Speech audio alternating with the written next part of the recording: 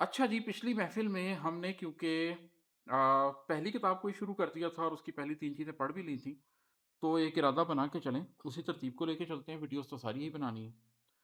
تو میں اب آپ کو اس سے اگلی غزل جو پہلی کتاب کے اندر حمد، نعت اور پھر پہلی غزل کے بعد آ رہی ہے، یہ سناتا ہوں۔ اور میرے موضوعات تو وہی ہیں۔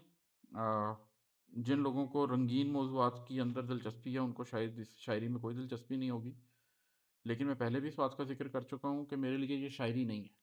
میں اس کو شاعری کے اچھا نقطہ امام صاحب، نگاہ سے ہم کیونکہ غزل نے تو آپ ہمیں سنا رہے ہیں، اگر آپ اس کتاب کا جو عنوان ہے اس کو ذرا تھوڑا سا تفصیلاً میں بتا سکیں۔ قلب آ گئی۔ اچھا، بیسیکلی عموماً یہ سمجھا جاتا ہے کہ عقل کا تعلق دماغ سے اور جذبے کا تعلق دل سے، لیکن جو میرا تجربہ ہے وہ یہ ہے کہ قلب جو ہے آپ کا، دل اور قلب میں فرق ہے۔ مطلب آپ ماہر امراض قلب سے پوچھیں گے تو وہ تو دل اور قلب کو ایک ہی کہے گا، لیکن قلب ایکچولی ایک عضو روحانی ہے جو جسم میں اس جگہ پر پایا جاتا ہے جہاں پر دل بھی پایا جاتا ہے۔ یہ دل نہیں ہے، دل قلب نہیں ہوتا اور قلب دل نہیں ہوتا۔ وہ جو عضو ہے، جو عضو روحانی ہے، اس کا براہ راست تعلق ہے نالج کو ایک طرح سے آپ سمجھ لیں ڈاؤن لوڈ کرنے سے۔ جو ڈیوائن نالج ہے، جو اللہ نے انسان کے اندر رکھ دی ہے، اپنے آپ کو پہچاننے کی صلاحیت ہر شخص میں رکھ دی ہے، وہ اس قلب کے اندر موجود ہے۔ اور جو آگہی ہے، جو خدا شناسی ہے، وہ دماغ میں نہیں اترتی، وہ قلب کے اندر آتی ہے۔ تو قلب و آگہی اس کتاب کا نام ہی اس لیے ہے کہ جو آگہی ہے وہ قلب کو حاصل ہوتی ہے، ٹھیک ہے؟ تو اس حوالے سے میں نے اس کا نام قلب و آگہی رکھا ہے۔ بہرحال ہم اس کی بات کر رہے تھے، غزل کی بات کر رہے تھے کہ غزل میں آپ کو سناتا ہوں۔ یہ ہے کہ راز مضمر تھا فنائے جسم و جان و مال میں، راز مضمر تھا فنائے جسم و جان و مال میں، زندگی ہم نے تلاشا تیرے خد و خال میں۔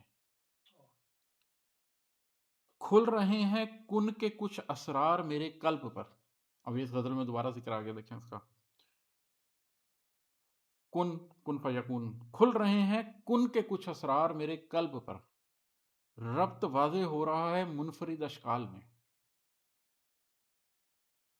اور ایک ہے کہ ایک نقطہ پا رہا ہوں ماضی و فردا کے بیچ، ایک نقطہ پا رہا ہوں ماضی و فردا کے بیچ، آج تھوڑی دیر مجھ کو چھوڑ دو اس حال میں۔ اور پھر ہے کہ ہم تو مستقبل کے امکانات میں مصروف تھے، ہم تو مستقبل کے امکانات میں مصروف تھے، فلسفی تھے پھنس گئے ہیں کس طرح احوال میں۔ تم کہو تم تو ہمارے محرم و غم خوار تھے، کب پھنسا کیسے پھنسا دل آپ اپنے جال میں۔ زخم سل جاتے ہیں کھل جاتے ہیں سل جاتے ہیں پھر، زخم سل جاتے ہیں کھل جاتے ہیں سل جاتے ہیں پھر، آپ مل جاتے ہیں پھر سے سال میں 2 سال میں۔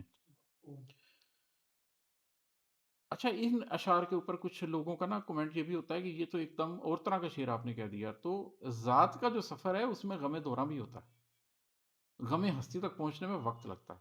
تو آپ کو بیچ میں ایسے اشعار ملیں گے، لیکن جب آپ دیکھیں گے تو آپ کو اندازہ ہوگا کہ یہ ایک سفر ہے، ایک کہانی ہے، اور اس کے اندر ہی یہ آتے ہیں۔